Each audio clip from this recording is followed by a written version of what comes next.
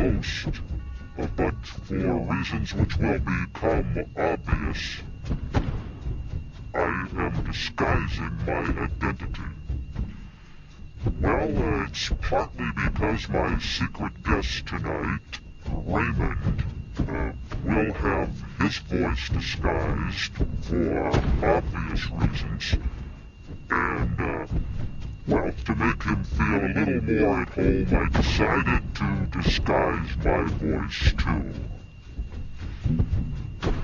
So, in keeping with UMN's year-long policy to make every show a Halloween show, we continue in that vein tonight, as Over the Edge brings you Spooked.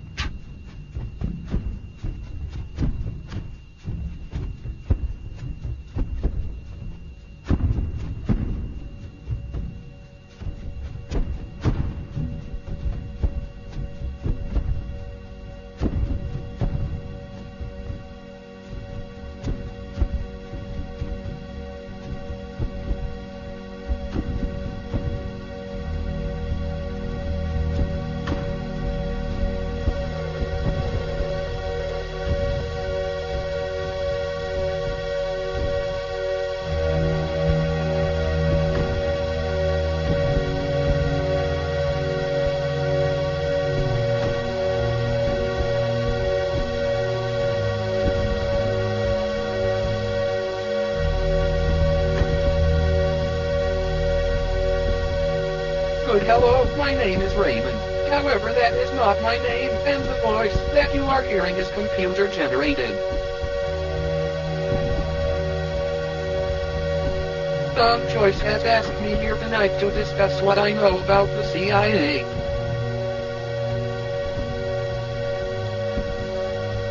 I was a subcontractor for the CIA starting in the early 70s, after serving 2 tours in Vietnam, where I targeted VC military officers and communist agents for assassination. I fulfilled various contracts for the company until the mid-80s, when I was subsequently determined to be a liability. This is my story. This is the story of the CIA and its crimes against humanity. To understand the workings and doings of the present-day spook, you've got to look at what they've been up to all along. So you must read about it all. This is your history too, because you too are a citizen of the United States, and your tax dollars have paid for these crimes. Later in this show, I will give you a list of resources, books, and websites which contain much of what is presently known about the CIA, although they also contain a certain amount of mistruth.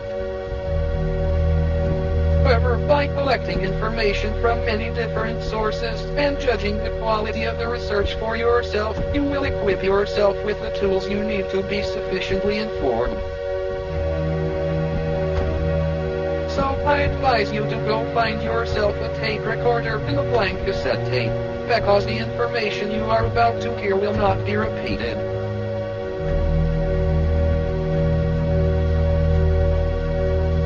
What is the real source of power in this country? Power is derived from 2 sources. One is information, the other is money. Information is, in turn, derived from 2 sources.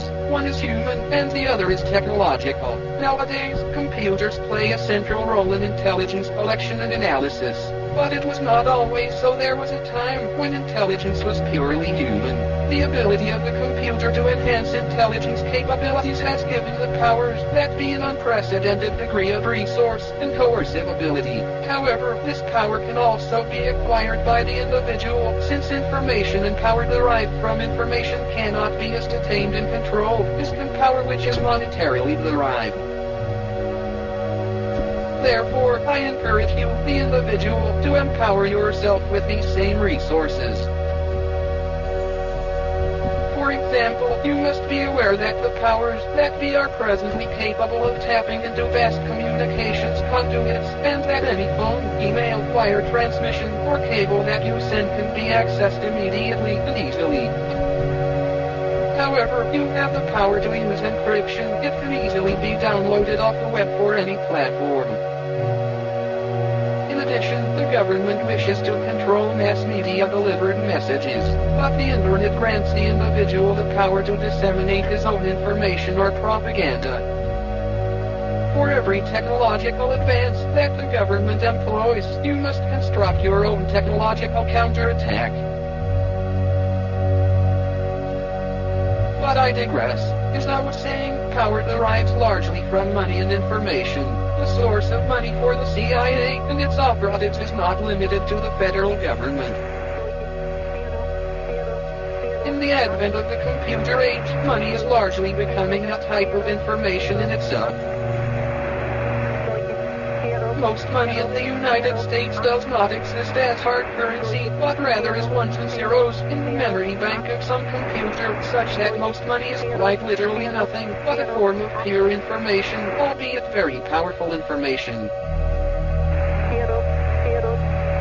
But of course, since much of the CIA's money flows to and from illegitimate sources, there is a tremendous need to hide and protect information, pure monetary and monetary-related information, which can be vast in size and quantity.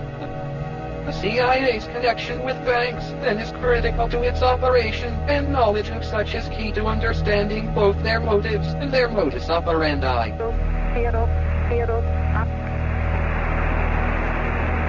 As I will explain in detail below, the CIA's involvement with drugs stems from both the desire for information control and a need to facilitate money flows.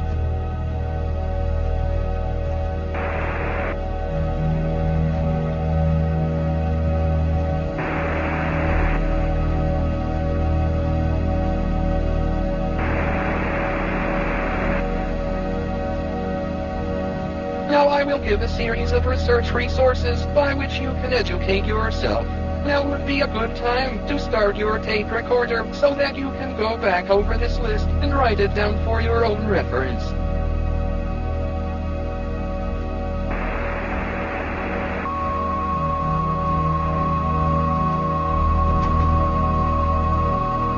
Repeat. Now I will give a series of research resources by which you can educate yourself. Now would be a good time to start your tape recorder so that you can go back over this list and write it down for your own reference.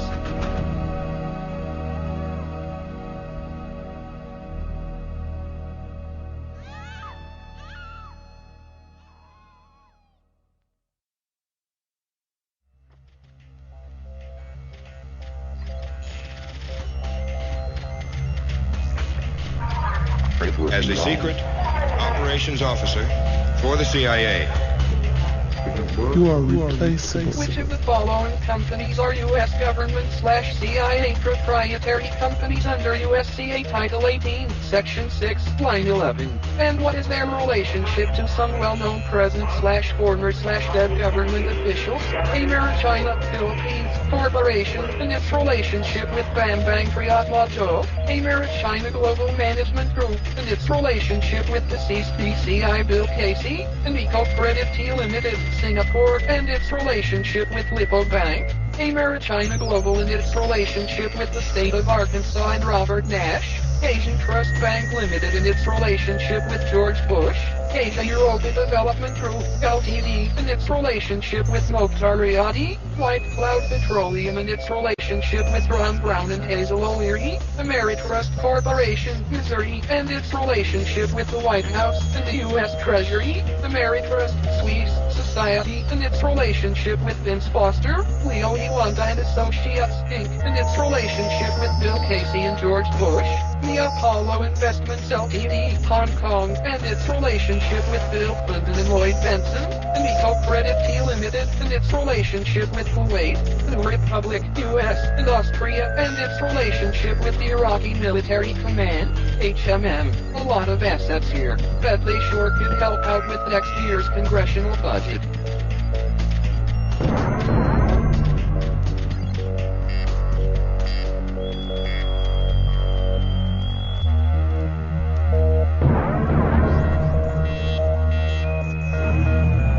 Passengers. Instead, they found 4 nervous Cuban-American crew members.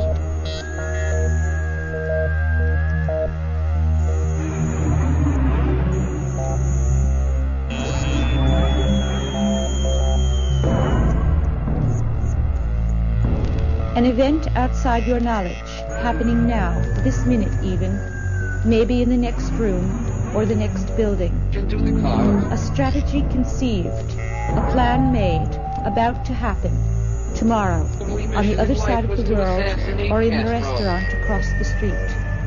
By people you don't know or ones you thought you knew. A face on TV or in a crowd, next to you on the bus or across the table.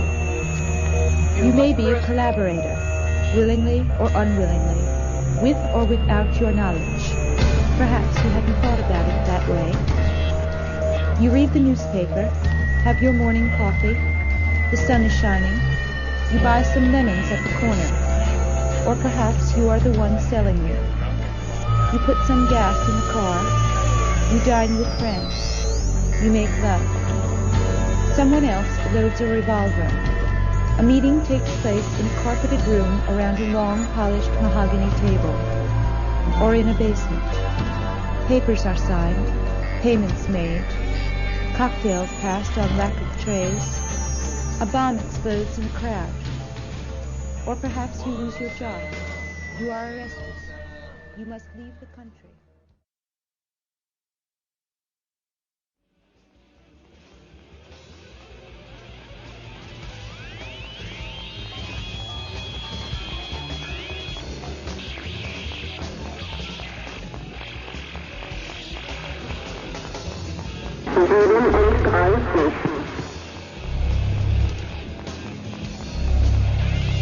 I had a feeling once about mathematics, as I saw it all. Depth beyond depth was revealed to me, abyss and abyss.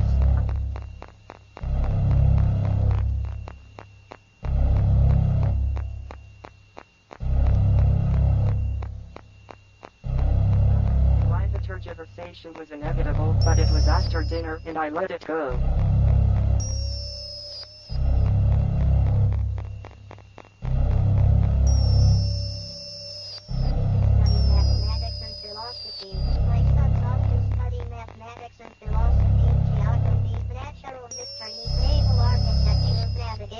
Commerce, and agriculture in order to give their children the right to study painting, poetry, music, architecture, statuary, tapestry, and porcelain.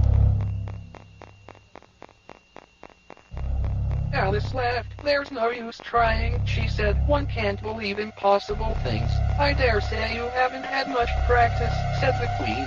When I was younger, I always did it for half an hour a day. Why, sometimes I believed as many as 6 impossible things before breakfast.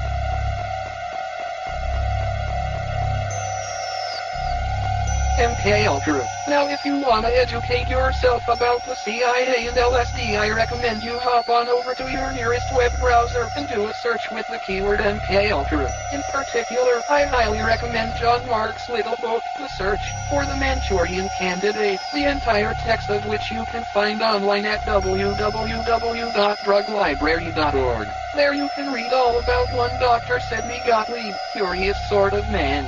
Gottlieb was in charge of most of the CIA's LSD experiments since the 50s, if you can call them experiments. There certainly wasn't much scientific about them anyway. Basically consisted of dosing people pretty much at random, damn near anybody and everybody including each other. You show up at work one day, have your morning coffee, you start going over some important cable from Nepal or some other hole, and wham, next thing you know, you're tripping your ass off on several hundred micrograms of pure Sandoz.